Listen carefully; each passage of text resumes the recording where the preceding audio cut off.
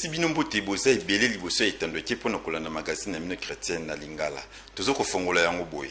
Révérend Espérance Mbakadi asalaki bongo mikolo misatu na église Porte des Cieux ya prophète Joël Francis Tatou pona tina na Anuka. Nathalie Atatama azalaki wana.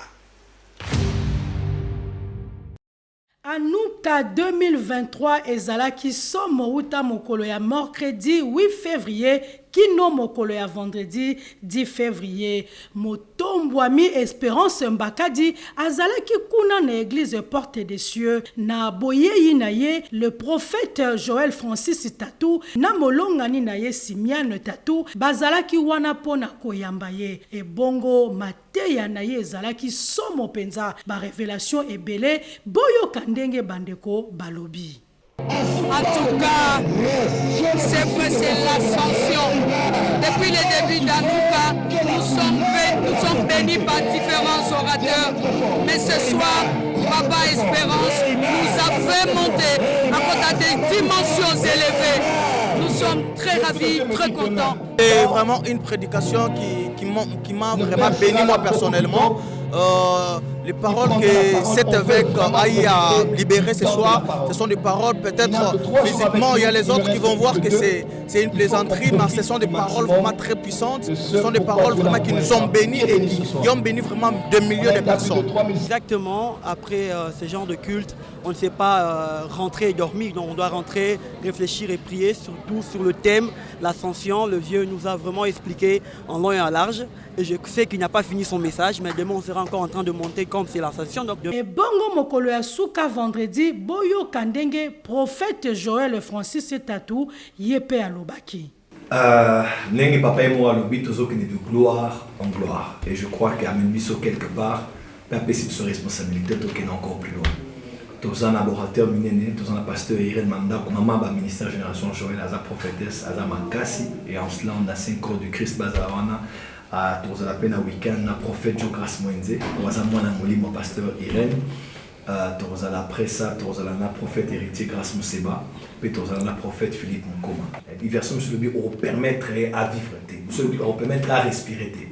Donc lobby ne peut pas mater, parce que lobby Torzala attaque contre l'esprit sur les organisations sur la mission. Anuka 2023 oyo eza somo pambate na boleki ya révérend Espérance Mbakadi esali ete maloba ya Nzambe ebeta ndanga na bomoi ya bato. Célébration du centenaire ya église adventiste 17e jour ezalaki bongo samedi 11 février na palais du peuple. Bolanda. Célébration du centenaire ya église adventiste de 7e jour ezalaki bongo mokolo ya samedi 11 février 2023 na palais du peuple et bongo milulu yango esalemaki na présence ya tata mokonzi Félix Antoine Tshisekedi na molongani na ye maman Denise Nyakero na tina na yango mobateli mpate Ted Wilson alobeli biso ete eloko moko te ekoki kokabola biso na bolingo ya tata Nzambe. Bandeko bazalaki wana bango pe balobi boye. Si quelqu'un a 100 ans et que ça est l'église Nabiso et Bandaka 2021 mais reconnaissance officielle des années en 2023. Ce que toko kisi 100 ans et ça est sengo et ça kolakisa que l'église est sali mosala malam. Sinon l'église est koki ko panzana toyibi l'église mosusu bandaki mais to mona toyo kaka yango isusu te. Donc biso to tie molende ti sikoyo parce que Nzambe azana biso. Donc eza événement ya esengo benza munene ozana esengo munene. Na lingo yebisa ba adventiste de 7e jour o bazana ville ya Kinshasa to na Congo mobimba bayeba ke tozana mosala monene ya ko meka ko changer bato. To changer bato na nguya na biso moko te. Yesu nde akopesa biso nguya ya ko changer bato. Ya yambo nanu tozana mission munene oyo Yesu Kristo apesa biso atikela biso tokende partout na mokili mobimba tokomisa batu nyonso ba disciple na ye nakopanza sango malamu nakolakisa bango nzela ya lola pe soki bandimi bakoyi pe na nzela ya libatisi nde yango lelo biso ba adventiste ya mokolo ya sambo tosangani mpona kocelebre centenaire na biso mpe kopanza sango malamu na baoyo tosili koinvite mpo bayoka sango malamu ya Yesu Kristo. Na boye wuta 1923 nde église adventiste du 7e jour ebotama awa na République démocratique du Congo. Pasteur Isidore Nsumbu ya église clinique charismatique apesi biso ba programme ya église na bango ndenge nini ekoleka kuna na année 2023 oyo. Église clinique charismatique oyo eza kokambama na mobateli mpate Isidore Nsumbu balobeli bana na nzambe nyonso na oyo etali ba programme na bango pona mbula oyo 2023. Boyoka papa Isidore ndenge alobi. Année 2023 tozalaka na 3 programmes phares. Premier programme phare est dans le mois de janvier na Soukanango. Tu benga un programme alliance. Tout ça la alliance dans Nzambe. On a tout dit à jeûner et prier. Tout ça la alliance dans Nzambe. Tout ça là on est là dimanche. C'était très puissant. Tu benga un programme. Tu benga l'alliance avec Dieu. Et c'est un programme très puissant. Tu parles là d'un thème na biso année. Tu lingi thème oiza maloba. Et longa maloba comme alliance dans Nzambe.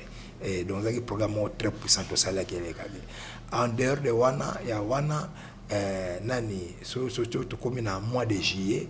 Dans le mois de juillet, le programme phare na c'est là une totale guérison surnaturelle. Mon guérison de kanisa kwa munga kiza nzoto mteza na pose ya malade. Tout peut être malade dans nzoto moto. Tout a besoin de guérison dans la vie à moto. Finance à moto dans la pose ya guérison. Même une nation, si le peuple qui est invoqué mon nez, hein, simili, cherche ma face et se détourne de mauvaise voie, je l'exaucerai du haut des cieux et je guérirai son pays. Même un pays a besoin de la guérison. Une famille a besoin de la guérison. Foyer a besoin de la guérison. Ma business a besoin de la guérison. Ma cambe pelé dans ma vie a besoin de la guérison. Donc j'y ai pour la biso et la moi la guérison surnaturelle. Tandis que le mois de septembre, tu parles la la percée surnaturelle, va percer de manière surnaturelle, te provoquer percer. Beaucoup de personnes vont percer surnaturelle dans le programme national. D'une manière ou d'une autre, dans la vie national. Tu as un obstacle, tu as une difficulté, tu as posé à percer. Percer mon naturel, mais percer mon corps surnaturel. Et à la fin de l'année, dans le mois de décembre, tu as une jeune prière, il y a une manifestation de la gloire de Nzambe. 2023 na église clinique charismatique ba programme eza ya makasi koleka yo mutu ozana posa omona loboko ya Nzambe mbula oyo yaka kaka na avenue Mombele quartier Mombele na commune ya Limete kuna nde Nzambe ya pasteur Isidore Nsumbu ye azomona yo pe akopambola yo.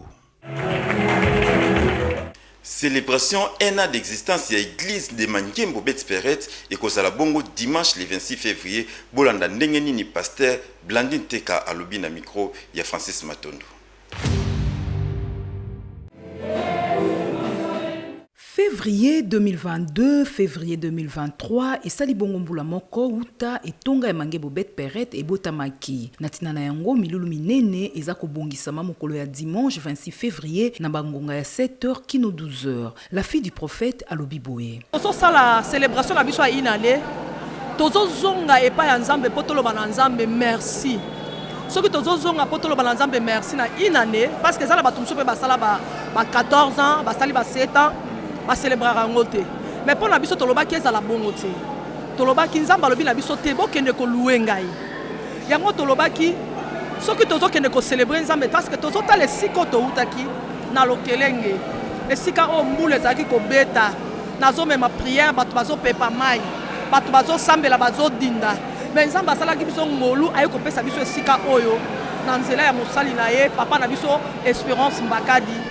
Nzambe asala ki biso grâce tozo esika oyo. Alors le lot totaliser na esika oyo une année. Et so totali na une année oyo to sali na esika oyo. Lo ndenge Nzambe azo memela biso Nzambe ya dadi SP. Oyo Blandine Teka bangaka. Lo ndenge azo memela biso c'est autrement. C'est surnaturel. Yango to loba ki to tika boete. Il faut to zonge pa Nzambe. To to loba Nzambe matondi pona mbula moko. Matondi pona esika oto utaki na esika oto komisi biso pena esika oyo ozo mema biso parce que to komi na luté. Donc ton ndimi to so pesa Nzambe merci pour esika oto azwa ki biso esika oyo amemi biso lelo pena esika oyo azo mema biso yango tolobi na esika oyo lokwa tokokisi une année tozonga nano epa nzambe toloba na nzambe merci.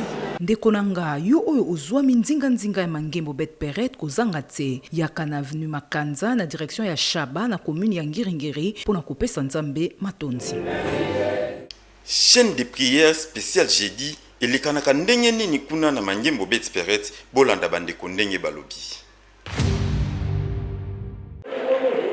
Ba chaîne de prière na mangembo bet peret ezaka kokoba kasi pona jeudi oyo uti koleka lobi bazalaki na chaîne de prière spéciale jeudi victoire kuna nde la fille du prophète Blandine Teka aza kotokisa mabondeli ya somo boyoka nini bandeko balobi. Chaîne de prière à jeudi victoire bazolobela biso ba jeudi uti koleka bater balobelaki biso sur comment tokoki koboma konyata ba serpent ba scorpion na ba prière wana tozaki so toye jeudi to prier soki ozongi ndaku okomona okolota serpent soit okolota scorpion nga moko naza témoin tosambelaki mpona baserpent ntango nazonga ndaku naloti na mosala na biso na butu naomona ngando moko likolo batole na biso ya mosala ntango nayebaki na koprie na bomaki ngando wana lelo nazwi promotion. Spécialité na moi en tout cas eza prière, donc on citait à prière, être dans la présence de Dieu, koluka nzambe kobuka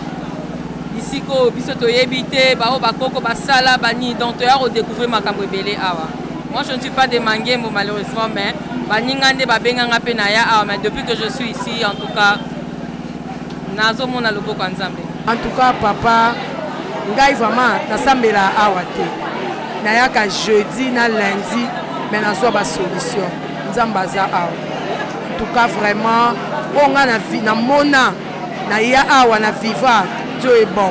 Nakoki koloba boye mpona ngai bandeko oyo batikali na ndaku baya toza na jeudi miracle eza lokumu mpona bana na nzambe bozofanda na ndaku bozosala eloko te nzambe ya mangembo ya bet peret azokangola azopesa mabala azopesa bavisa azopesa bavoyage mpe bamituka.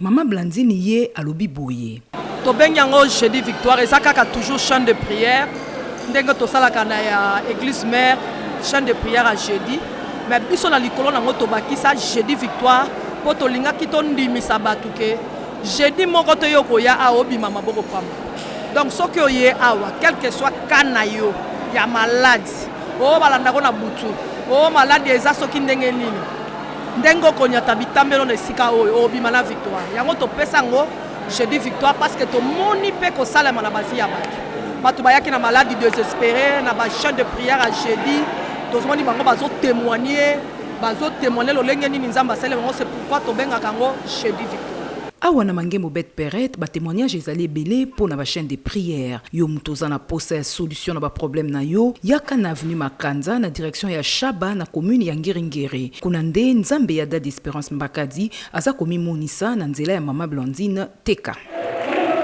Yesu aza mokonzi pe mobikisi na biso elingi koloba ete magazine chrétien na biso lingala ekomi na suka kasi yambo tokabwana totala nini oyo makomi elobeli biso mpona mpoko na lelo.